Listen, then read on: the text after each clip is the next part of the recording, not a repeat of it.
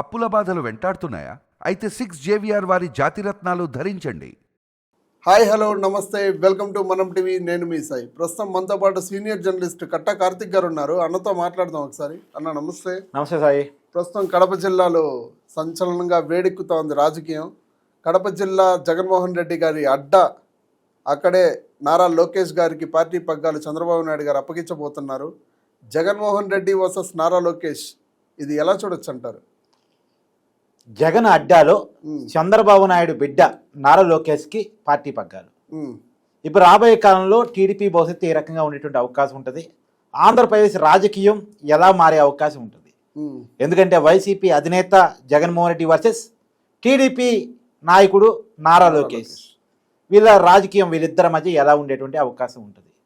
4 దశాబ్దాల టీడీపీ ఇంకొక 4 దశాబ్దాల పాటు దూసుకెళ్లే దానికోసం కొత్త నాయకత్వాన్ని, యువ నాయకత్వాన్ని పెట్టుకుని ముందుకెళ్తున్నటువంటి క్రమంలో ఇవి ఖచ్చితంగా ఆంధ్రప్రదేశ్ రాజకీయ రసవత్తర సన్నివేశాలు, వీటి గురించి మాట్లాడుకోవాలి. ఇప్పుడు నారా లోకేష్ గురించి మాట్లాడుకోవాల్సినప్పుడు చంద్రబాబు నాయుడు బిడ్డ అనే విషయాన్ని ఒకసారి పక్కన పెట్టేస్తే తానుకు తానుగా నాయకత్వాన్ని నిరూపించుకున్నాడు. ఇప్పుడు మంగళగిరి శాసనసభ్యుడు నారా లోకేష్. మంగళగిరి 1985 నుంచి టీడీపీ ఎప్పుడూ గెలవనటువంటి సీటు. అవును. వాస్తవానికి 2019 ఎన్నికల్లో ఇదే సీట్ నుంచి నారా లోకేష్ ఓడిపోయాడు. టీడీపీ నాయకులు అనేక మంది 2024 ఎన్నికల్లో మీరు ఈ సీట్లో పోటీ చేయొద్దు, ఎందుకంటే నాయకుడిగా మీరే ఓడిపోతే ఒకవేళ పార్టీ గెలిచి అధికారంలోకి వచ్చినా మీకు రాజకీయ భవిష్యత్తు ఉండదు. ఎందుకు ఎమ్మెల్యేగా కూడా గెలవలేని నారా లోకేష్కి ఎందుకు మంత్రి పదవి ఇస్తారో అని అడుగుతారు, ఎందుకు బాధ్యతలు అప్పచెప్తారని అడుగుతారు. కాబట్టి మీ రాజకీయ భవిష్యత్తు మంచిగా ఉండాలి అంటే మీరు సేఫ్ జోన్ సీట్ నుంచి గెలవాలి. మీరు ఉదాహరణ చూడండి, జగన్మోహన్ రెడ్డి గారు చూడండి, రాజశేఖర్ రెడ్డి గారు నిర్మించుకున్న కంచుకోట అనేటువంటి పులివెందుల నుంచే తను పోటీ చేస్తున్నాడు. జగన్మోహన్ రెడ్డి సొంత నియోజకవర్గం లేదు, పులివెందుల నుంచే పోటీ చేస్తున్నాడు. సేఫ్ జోన్ సీటు, ఈజీ గెలిచే సీటు. ఎందుకు గెలుస్తాడు ఈజీగా? ఆల్రెడీ తరతరాలుగా ఆ కుటుంబం ఆ నియోజకవర్గంలో హోల్డింగ్ పెట్టుకుని ఉంది కాబట్టి జగన్మోహన్ రెడ్డి ఈజీ గెలుస్తాడు. మీరు కూడా అలాగా టీడీపీకి కంచుకోటగా ఉన్నటువంటి ఏదో ఒక నియోజకవర్గం నుంచి పోటీ చేయండి, అవసరమైతే చంద్రబాబు నాయుడు గారి కుప్పం వెళ్ళండి అని చెప్పేసి నారా లోకేష్ గారికి అనేక ప్రపోజల్స్ వెళ్ళాయట. మీకు అలా కుప్పం వెళ్ళటం ఇస్తే తర్వాత భీమిలి రండి, ఇంకో చోట చాలా ప్రపోజల్స్ పోయాయి. కానీ నారా లోకేష్ వాటన్నిటిని తిరస్కరించి కుప్పం అనేది చంద్రబాబు నాయుడు గారు నిర్మించుకున్నటువంటి కోట, ఆయనకి ఆయన నిర్మించుకున్నారు. కుప్పమేమి టీడీపీకి అంతకుముందు ఉన్నటువంటి సీటేం కాదు, అంతకుముందు కమ్యూనిస్టులు బలంగా ఉన్నటువంటి, కాంగ్రెస్ బలంగా ఉన్నటువంటి కుప్పం సీట్ని టీడీపీ కంచుకోటగా చంద్రబాబు నాయుడు గారు నిర్మించుకున్నారు. అలాగా నేను ఒక నియోజకవర్గాన్ని నిర్మించుకుంటా, అందులోనూ టీడీపీ ఎప్పుడు గెలవని సీట్లో నేను నా కోటగా నిర్మించుకోగలిగితే నేను లీడర్ని ప్రూవ్ చేసుకున్నట్టు. లీడర్ ఈజీగా ఉన్న చోటు గెలవటం ఏంది, టఫ్గా ఉన్న చోటు గెలవాలి, గెలిచి చూపించాలి. లీడరే గెలవలేనప్పుడు క్యాడర్ నేను గెలిపించుకుంటాడు, పార్టీ నేను గెలిపించుకుంటాడు. కాబట్టి నేను లీడర్గా ప్రూవ్ చేసుకోవాలంటే నేనుగా ఒక కంచుకోట నిర్మించుకుంటాను, అది కూడా ఏనాడు టీడీపీ గెలవని సీట్ నా కోటగా మార్చుకుంటాను. ఇక్కడ ఎందుకు టీడీపీ గెలవదో, ఎందుకు నేను గెలవనో తేల్చుకుంటాను, పడిన చోటే లేస్తాను, ఓటమి చెందిన చోటే గెలుస్తాను అని చెప్పేసి పట్టుబట్టి అదే మంగళగిరిలో మన 2024 ఎన్నికల్లో పోటీ చేసి 90,000కు పైగా మెజార్టీతో గెలిచాడు. మౌరు మెజార్టీ కాదు. ఇప్పుడు సేఫ్ జోన్ సీటు పులివెందులో జగన్మోహన్ రెడ్డికి వచ్చిన మెజార్టీ కంటే కూడా దాదాపు 40% ఓట్ల మెజార్టీ అధికంగా నారా లోకేష్ మంగళగిరిలో సాధించాడు. అంటే ఎవరు ప్రూవెన్ లీడరు అంటే అర్థమైపోతుంది కదా. అది మన క్లియర్గా నారా లోకేష్లో తనకు తాను నిరూపించుకున్న క్వాలిటీగా చూడాలి. ఇంకొకటి, ఇవాళ కూటమి గెలుపులోను టీడీపీకి ఎక్కువ స్థానాలు వచ్చినటువంటి పరిస్థితి కూడా కారణం నారా లోకేష్ చేపట్టినటువంటి యువగలం. ఆయన జనంతో కనెక్ట్ అయిన తీరు. నిజానికి జగన్మోహన్ రెడ్డి లేదు వైసీపీ పార్టీ నారా లోకేష్ లీడరే కాదు, ఆయనకు మాట్లాడటమే రాదు, ఆయనకి రాజకీయం చేయటం రాదు, అతను ఒక పప్పు అని నిరూపించడం కోసం చాలా డబ్బులు ఖర్చు పెట్టారు, చాలా ప్రయత్నాలు చేశారు. గూగుల్లో అతను సెర్చ్ మోడీనే పప్పుగా మార్చే ప్రయత్నం చేశారు. కానీ అదే లోకేష్ పప్పు అనే మాటలు పడుకుంటూనే తాను నిప్పున నిరూపించుకున్నాడు. నిజానికి జగన్మోహన్ రెడ్డి గారు రాజశేఖర్ రెడ్డి గారు చనిపోవడం ఫలితంగా ఆ సానుభూతి పవనాలతో రాజకీయ జీవితం ఎదిగింది. కానీ నారా లోకేష్ రాజకీయ జీవితం అనేది ఒక నెగిటివ్ థాట్ నుంచి, సానుభూతి ఏం లేదు, ఒక నెగిటివ్ థాట్ నుంచి, పప్పు అనేటువంటి ఒక నెగిటివ్ సింబల్ నుంచి తనకు తానుగా పాజిటివ్గా నిరూపించుకుంటూ నేను నిప్పుని అని నిరూపించుకుంటూ ఎదిగినటువంటి క్రమం. అంటే తనకు తాను ప్రూవ్ చేసుకున్నాడు లీడర్గా. ఇప్పుడు అదే జగన్మోహన్ రెడ్డి ఒక్కసారి అధికారంలో రాగానే 2019లో అధికారం ఇచ్చారు.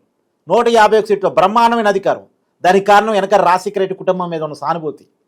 కానీ తనకు తాను నిరూపించుకోవడం ఫెయిల్ అయ్యి మొన్న ఎన్నికల్లో 11 సీట్లే చతికిల పడ్డాడు. అంటే ఒక్కసారి అధికారం వచ్చేసరికి మీరు అధికారం ముఖ్యమంత్రిగా పనికిరారు, ప్రతిపక్ష నాయకుడిగా పనికిరారు అని ప్రజలు నిర్దేశించుకున్నారు. కానీ నారా లోకేష్ అలా కాదు కదా, ఎమ్మెల్యేగా ఓడిపోయాడు. ఓడిపోయినా సరే ఇలాంటి లీడర్ కావాలని మళ్ళీ అదే వ్యక్తిని అదే నిజవర్గ ప్రజలు 90,000కు పైగా మెజార్టీతో 2024 ఎన్నికల్లో గెలిపించారు. ఇప్పుడు అదే ప్రతిపక్షం లేని పార్టీ 11 సీట్లకు పరిమితమైన పార్టీ ఇప్పుడు పోయిన అఫిడవిట్లో ఇన్ని హామీలను ఇచ్చారు మాకు, ఇన్ని పథకాలను ఇచ్చారు మాకు, ఒక్క హామీ కూడా నెరవేర్చలేదు, ఇంకా ఇంతవరకు సూపర్ 6 కూడా హామీ నెరవేర్చలేదు అని చెప్పి నిన్న వైసీపీ పార్టీ వర్గాలు మొత్తం మాట్లాడుతున్నాయి. దీన్ని మొన్న కడప జిల్లాలో నారా లోకేష్ స్పీచ్తో మొత్తం ఓడగొట్టేసినట్టు జరిగింది. అంటే వైసీపీ ఎత్తుకున్న ఎజెండాని నారా లోకేష్ తన స్పీచ్తో కొట్టి పడేశాడు.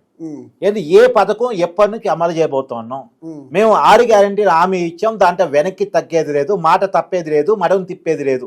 నిజానికి ఈ డైలాగ్ జగన్మోహన్ రెడ్డి గారిది, మాట తప్పేది లేదు, మడం తిప్పేది లేదు. కానీ ఆయన చాలా విషయాల్లో మాట తప్పారు, మడం తిప్పారు. సంపూర్ణ మద్యపాన నిషేధం అని మద్యపానం స్కామ్ చేశారు. తర్వాత ఉద్యోగులకు సంబంధించి అనేక హామీలు, పిఆర్సీలు, తర్వాత వాళ్ళ పెన్షన్ స్కీము, ఇవన్నీ కూడా అనేక హామీలు వెనక్కి వెళ్ళిపోయాయి. కానీ నారా లోకేష్ గారు ఏ ఒక్క హామీని వదిలేదే లేదు.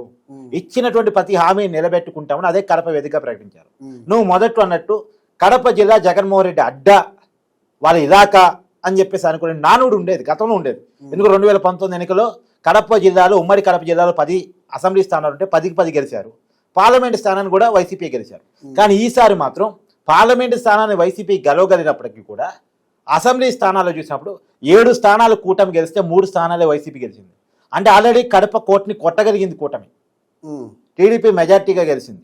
సో కాబట్టి అదే కడపలో టీడీపీ సవాలు విసురుతూ నారా లోకేష్ చేతికి బాధ్యతలు అప్పచెప్తూ ఇక్కడి నుంచే మా ప్రస్థానం మొదలు పెట్టబోతోంది, నీ పత్రం ఇక్కడి నుంచే చేయబోతా ఉన్నాం, కడపలో కూడా మేము బాగా వేశాం, రేపు రాబోయే కాలంలో కూడా వేస్తాం, ఈ పార్లమెంట్ సీట్ని కానీ మీకు వచ్చినటువంటి 3 అసెంబ్లీ స్థానాలను కానీ మేమే తీసుకుంటాం, ఎందుకంటే మీరు అట్టే అసెంబ్లీకి రావట్లేదు కాబట్టి మీకు అసెంబ్లీ స్థానాలు అవసరం లేదు అనేటువంటి విషయాన్ని ప్రజలే కమ్యూనికేట్ చేస్తామని చెప్పేసి చాలా క్లియర్గా నారా లోకేష్ గారు అదే వేదిక నుంచి ప్రకటించారు. చూడాలి రాబోయే కాలంలో వీరిద్దరి మధ్య పొలిటికల్ ఫైట్ ఎలా ఉంటుంది అనేటువంటిది. ఎందుకంటే ఈ రోజు కాదు, చంద్రబాబు నాయుడు గారు ముఖ్యమంత్రిగా ఆయన పూర్తి కాలం దాని మీద ఫోకస్ చేయాల్సిన అవసరం ఉంది. కాబట్టి ఎందుకంటే ఇప్పుడు ఆంధ్రప్రదేశ్కున్న విపత్కరమైన పరిస్థితుల్లో రాజధాని నిర్మించడం, పోలవరం నిర్మించడం, అభివృద్ధి చేయటం, పెట్టుబడులు తీసుకురావటం, కంపెనీలు ఏర్పాటు చేయటం, ఉద్యోగాలు కల్పించటం, 6 గ్యారెంటీల హామీలు తీసుకురావటం, రెవెన్యూ లోటును తీర్చడం, రెవెన్యూను జనరేట్ చేయటం, ఆర్థిక ఆంధ్రప్రదేశ్గా మార్చటం, హరిత ఆంధ్రప్రదేశ్గా మార్చటం, ఏ హబ్గా మార్చటం, యువతకి పెద్ద ఎత్తున ఉద్యోగాలు కల్పించి రాబోయేటువంటి నవ ఆంధ్రప్రదేశ్ నిర్మాణానికి బాధ్యతలు తీసుకోవాల్సిన పార్టీ బాధ్యతలు మాత్రం పూర్తిగా నారా లోకేష్ చేతుల్లో పెట్టారు. ఈ టీడీపీ పార్టీ అనేది 1982లో ఆ పార్టీకి ఉన్న రికార్డే, ఆ పార్టీ పెట్టిన 9 నెలల్లో అధికారంలో రావడం. ఆ రోజు ఎన్టీఆర్ గారు పెట్టిన ముహూర్త బలం ఏమో కానీ ఆ పార్టీ పెట్టిన 9 నెలల్లోనే అధికారంలోకి వచ్చింది. అనేక ఆటిపోట్లను చూసింది, అనేక ఇబ్బందులను చూసింది. అధికారం పోయింది, వచ్చింది, ప్రతిపక్షంలో ఉంది, అధికారంలో ఉంది అనేక మార్లు. కానీ పార్టీ మాత్రం కొలాప్స్ కాల. ఈ దేశంలోనే ప్రాంతీయ పార్టీలు కొద్ది గొప్ప నిలబడ్డాయి అంటే ఆ నిలబడ్డ పార్టీల్లో ఎక్కువ చరిత్ర ఉన్నటువంటి పార్టీ టీడీపీ పార్టీ. ఇప్పుడు దేశ రాజకీయాల్లో కూడా చక్రం తిప్పిన పార్టీ టీడీపీ పార్టీ. ఎన్టీఆర్ కానీ, తర్వాత చంద్రబాబు నాయుడు కానీ, ఇప్పుడు చంద్రబాబు నాయుడు మొన్న ఏకంగా ప్రధానమంత్రి నరేంద్ర మోడీ గారు మాట్లాడుతూ మేము చంద్రబాబు నాయుడు గారి కాడ నుంచి అభివృద్ధిని నేర్చుకున్నాం, విజన్ని నేర్చుకున్నాం. Okay, thank you sir.